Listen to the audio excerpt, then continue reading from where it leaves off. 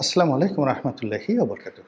সম্মানিত দর্শক, ত্রয়োদশ জাতীয় সংসদ নির্বাচনে বিএনপির যে ভূমিধস বিজয়, ব্যাপক সংখ্যাগরিষ্ঠতা, ভোট কেন্দ্রে ভোটারদের ব্যাপক উপস্থিতি এবং উৎসবমুখর পরিবেশে ভোট প্রদান, এই জিনিসগুলো ইতিহাস হয়ে থাকবে।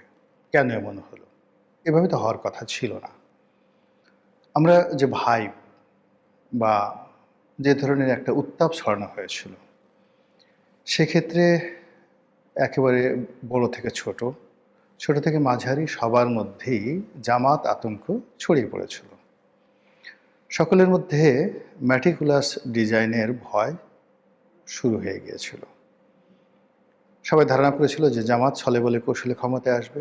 বড় বড় পদ পদবিগুলোতে তাদের লোক যেভাবে আছে, তারা অতীতে ডাকসু নির্বাচন থেকে শুরু করে অন্যান্য নির্বাচনে যে র্যাগিং করেছে, যেভাবে নীলক্ষেত থেকে ব্যালট পেপার ছাপিয়ে তারা ভোটের ফলাফল উল্টে দিয়েছে, একই ঘটনা জাতীয় নির্বাচনে তারা করতে পারে।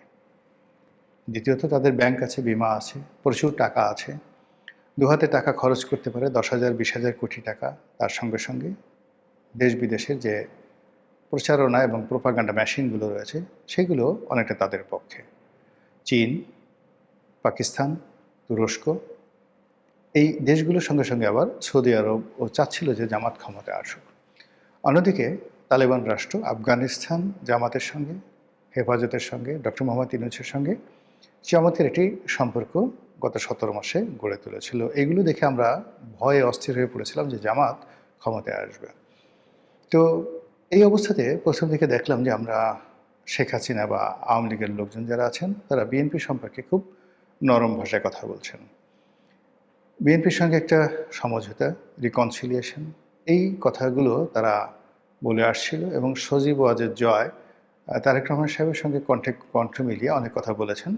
এমনকি শেখ হাসিনা, স্বয়ং সাবেক প্রধানমন্ত্রী, তিনি বিভিন্ন সময় তারেক রহমান সাহেবকে নিয়ে তো সারা জীবনে বিষোদ্গার করেছেন। কিন্তু এই গত 17 মাসে দেখা গেল বিএনপি নিয়ে, খালেদা জিয়া নিয়ে, রাজনীতি নিয়ে তিনি অনেকটা লিবারেল অবস্থায় ছিলেন। তখন সবাই ধারণা করত যে সম্ভবত বিএনপির সঙ্গে আওয়ামী লীগের একটা সমঝোতা হতে পারে এবং এই সমঝোতার ক্ষেত্রে ভারত খুব গুরুত্বপূর্ণ ভূমিকা পালন করতে পারে বা করেছে। যখন তারেক রহমান সাহেবের বাংলাদেশে আসার বিষয়টা খুব অনিবার্য হয়ে পড়ল, এর কারণ হলো, একে তো বিশৃঙ্খল রাজনীতি, দ্বিতীয়ত তার মা হাসপাতালে অসুস্থ এবং এতটা গুরুতর অসুস্থ, সবাই বলাবলি করছিলেন যে তিনি হয়তো বেঁচে নেই। তো তখন তারেক রহমান সাহেব বললেন যে তার বাংলাদেশে ফিরে আসার যে বিষয়টি, এটি আসলে তার একক সিদ্ধান্তের উপর নির্ভর করে না। এটি নিয়ে তুমুল হট্টগোল হলো।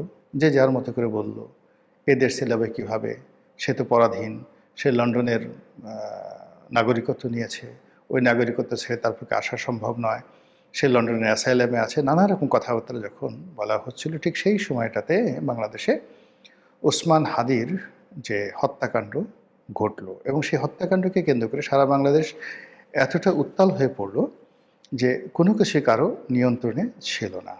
বিএনপির যারা লোকজন, তারা প্রমাদ গড়লেন যে আর একটি ইসলামী বিপ্লব হয়ে যেতে পারে, আরেকটি 5ই আগস্ট হয়ে যেতে পারে এবং নতুন একটি বিপ্লবী সরকার হাদির এই মৃত্যুকে কেন্দ্র করে ঘটে যেতে পারে এবং সেটা প্রায় ঘটেই যাচ্ছিল যেদিন হাদির জানাজা হলো।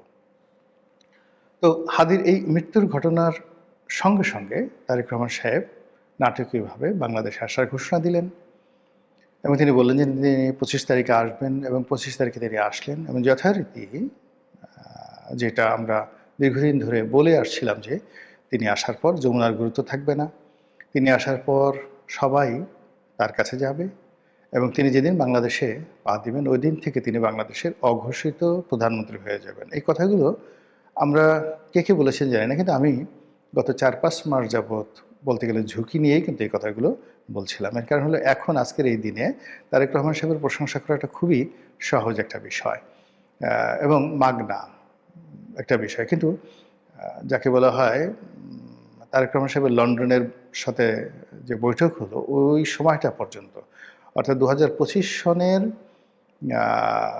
জানুয়ারি থেকে জুন পর্যন্ত, এই সময়টার মধ্যে তারেক রহমান সাহেবের প্রশংসা করাটা, তার পক্ষে বলাটা ভীষণ রকম যাকে বলে ঝুঁকির মধ্যে ছিল। এই কারণ হলো, অহরহ মহবত ছিল।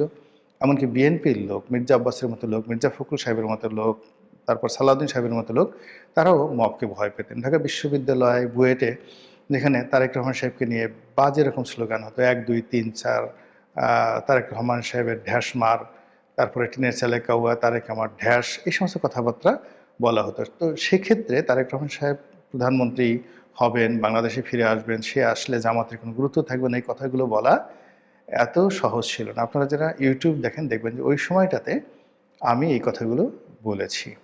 যাই হোক, তিনি এসেছেন, আসার পরে ঠিক যেভাবে বলেছিলাম ওভাবেই সব কিছু হয়েছে। কিন্তু অবাক করার ব্যাপার হলো যে তিনি যেই তারিখে আসলেন, 25শে ডিসেম্বর তারিখে আসলেন, তো তার আসার আগে 25শে ডিসেম্বর না কয় তারিখে আসলেন, আমি এখন 25 ডিসেম্বরে হয়তো বা আসলেন। তো তিনি যেদিন আসলেন সেই দিন থেকে আওয়ামী লীগের কথাবার্তা অনেকটা উল্টে গেল। অর্থাৎ শেখ হাসিনা যেভাবে তারেক সাহেবের ব্যাপারে লিবারেল ছিলেন, তিনি আবার সেই তারেক সাহেবকে খোঁটা দিয়ে কথা বলা শুরু করলেন তিনি বাংলাদেশে আসার পর। আগের ভাষাতেই কথাবার্তা বলা শুরু করলেন।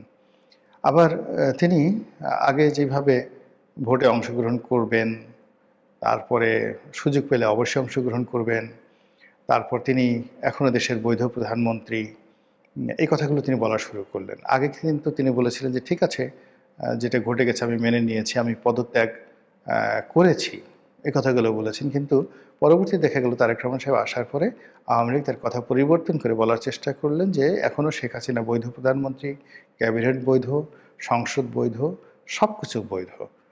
এই কথাগুলো তারা কিন্তু একের পর এক বলা শুরু করলেন তারেক রহমান সাহেব আসার পরে। ফলে আমরা ভাবলাম যে পরিস্থিতি আরও হয়তো জটিল হয়ে যাচ্ছে এবং আওয়ামী লীগ যে কোনো মূল্যে নির্বাচন বয়কট করার চিন্তা করবে বা চেষ্টা করবে। অন্যদিকে তিনি এবং তার যে পুত্র সজীব ওয়াজেদ জয় তারাও বলে ফেললেন যে কোনো অবস্থাতেই যাকে বলা হয় আমার যারা ভোটার ভোট কেন্দ্রে যাবে না, এবং তাদের স্লোগান হলো নো ভোট নো ভোট। মানে যেহেতু ব্যালট বাক্সে মানে ব্যালট পেপারে প্রতীক হিসেবে নৌকা নেই, কাজেই এখানে নৌকার বাইরে কোনো ভোট হতে পারে না।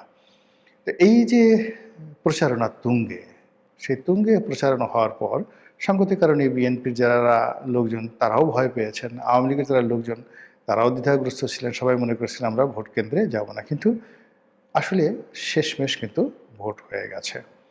তাহলে এখানে কি হলো? এখানে কি কোনো চাণক্য নীতি কাজ করেছে? অর্থাৎ ওই যে ভারতের পররাষ্ট্রমন্ত্রী জয়শঙ্কর বেগম জিয়ার যে শেষকৃত্য অনুষ্ঠানে বা জানাজাতে তিনি এলেন, তারেক রহমান সাহেবের সঙ্গে ঘনিষ্ঠভাবে বৈঠক করলেন এবং ওই সময়টাতে ডক্টর মোহাম্মদ ইউনূস বা সরকারের কর্তা ব্যক্তিরা জয়শঙ্করের সঙ্গে বৈঠক করার চেষ্টা করেছেন, কিন্তু জয়শঙ্কর সেটা না করে শুধু তারেক রহমান সাহেবের সঙ্গে দেখা করে তিনি যে ভারতীয় বিমান বাহিনীর যে প্লেনে করে এসেছিলেন সেটাতে করে তিনি উড়ে গেলেন।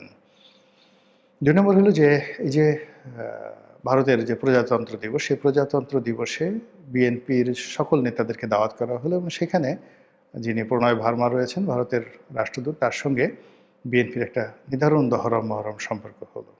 এবং এই সময়টিতে দেখলাম যে নজিরবিহীনভাবে ভারতের প্রধানমন্ত্রী নরেন্দ্র মোদী জনাব তারেক রহমান সাহেবকে স্বাগতম জানিয়েছেন, কংগ্রাচুলেশন করেছেন এবং চমৎকার ভাষা, সম্মান রেখে মর্যাদা রেখে তিনি সেই কাজটি করেছেন। ইট মিনস যে এই বিজয়, এই ভোট, এই সব কিছুর পিছনে দিল্লির একটা গ্রিন সিগন্যাল ছিল এবং নরেন্দ্র মোদী যেটা আশা করেছেন সেটি হলো যে এই বর্তমান সরকার গণতান্ত্রিকভাবে নির্বাচিত এবং এই বিজয়কে তারা একটা ল্যান্ডমার্ক ভিক্টরি হিসেবে অভিহিত করেছেন এবং তারেক রহমান সাহেবের সরকারের সঙ্গে ঘনিষ্ঠভাবে কাজ করার প্রত্যয় ব্যক্ত করেছেন। তার সঙ্গে আবার যোগ দিয়েছেন অল ইনক্লুসিভ, মানে আওয়ামী লীগকে সহ।